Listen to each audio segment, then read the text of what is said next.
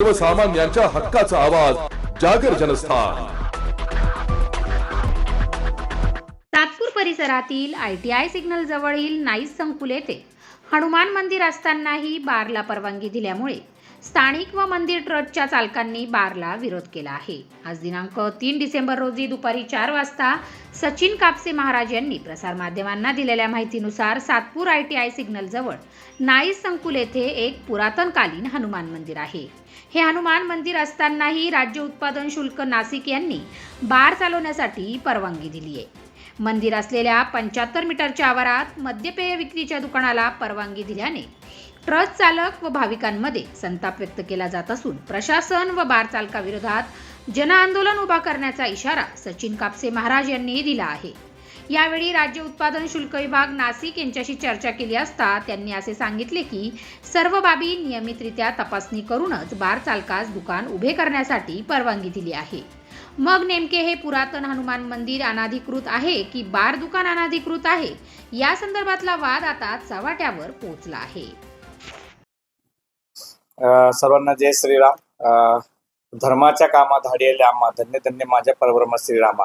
या नायाने आपण धर्माचं काम करत असताना गेल्या अनेक वर्षापासून नाईस संकुल जे आहे इथे काम करत आहे आणि नाईस संकुलमध्ये एक छोट्याशा प्रमाणामध्ये मंदिर होतं, पण देखभाल ते त्यांचे जे काही इथले व्यवस्थापक असतील, मॅनेजर असतील किंवा स्थानिक कर्मचारी असतील ते करत होते।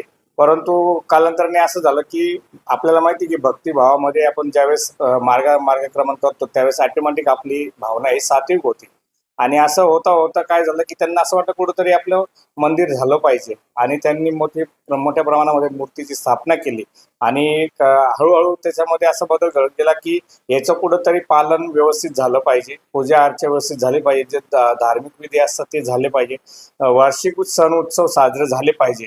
या अनुषंगाने त्यांनी श्रीराम शक्तीपीठ संस्थान हे एक धर्मदाय आयुक्तांकडे नोंदणीकृत संस्थान आहे आणि त्याचं रजिस्ट्रेशन आपण 2018 साली आपलं झालेलं आहे आणि त्या अनुषंगाने ते आमच्यापर्यंत पोहोचले आणि त्यांनी सांगितलं की महाराज आम्हाला अशी व्यवस्था तुमच्या श्रीराम शक्तीपीठ संस्थांच्या माध्यमातून हवी आहे म्हणाला। मग आम्ही त्यांना होकार दिला आणि जे आपल्याला माहिती की कायदेशीर बाबींची जी काही पूर्तता असते त्या पद्धतीने त्यांचा ठराव असेल, आमचा ठराव असेल आणि तो नंतर धर्मदाय आयुक्तांकडे स्थगितीची रीतसर आम्ही नोंदणी केलेली आहे आणि त्या पद्धतीने आम्ही 2020 पासून ते मंदिराचं व्यवस्थापन असेल, रोजची पूजा अर्चा असेल, धार्मिक सण असेल, उत्सव असेल, वार्षिक त्याचं आम्ही नियोजन हे मॅनेजमेंटचं काम जे आहे व्यवस्थापनाचं हे श्रीराम शक्तीपीठ संस्थांच्या माध्यमातून चालत असतं। आणि ह्या मंदिराच्या हातीच्या अंतरावरती या ठिकाणी वाईन शॉप आहे, ते जर उठलं नाही तर आपला पुढचा पवित्र टाकतो। ॲक्च्युली असं आहे की कायद्याने काही रिस्ट्रिक्शन दिलेले आहे, काही मर्यादा लागून दिलेल्या आहेत आणि त्या मर्यादेमध्ये मंदिरापासून आपल्यालाही माहिती आहे की आपण श्री क्षेत्र त्र्यंबकेश्वरमध्ये राहत असतो की आता शासनाचं असं जे आहे की कमीत कमी 5 किलोमीटरपर्यंत कुठल्याही धार्मिक स्थळाच्या आजूबाजूला वाईन शॉप नको, बार नको किंवा जे मांस विक्री होते ते सुद्धा नको आहे। तर त्याच अनुषंगाने आमची एकच मागणी आहे की ह्या मंदिराच्या अवतीभोवती कुठल्याही पद्धतीचं मांस मच्छीचं दुकान नको किंवा बार पण नको, जेणेकरून या इथल्या धार्मिक भावना लोकांच्या दुखवतील आणि त्याच्यातून एक तेढ निर्माण होऊ नये। या अनुषंगाने आमची ती मागणी की ते त्वरित लवकरात लवकर बंद झालं पाहिजे आणि मंदिराची पवित्रता राखली गेली पाहिजे। आणि त्याच्या पुढचा पाऊल असा आहे की आम्ही आखाडा परिषदेशी बोललेलो आहे आणि आखाडा परिषदेच्या माध्यमातून या अनुषंगाने आपल्याला काय मोठ्यात आंदोलन असेल किंवा निवेदन देणं असेल किंवा जी काही पुढची पार्श्वभूमी आहे ती सगळी आमच्या स्वामीजींच्या माध्यमातून ठरवली जाईल।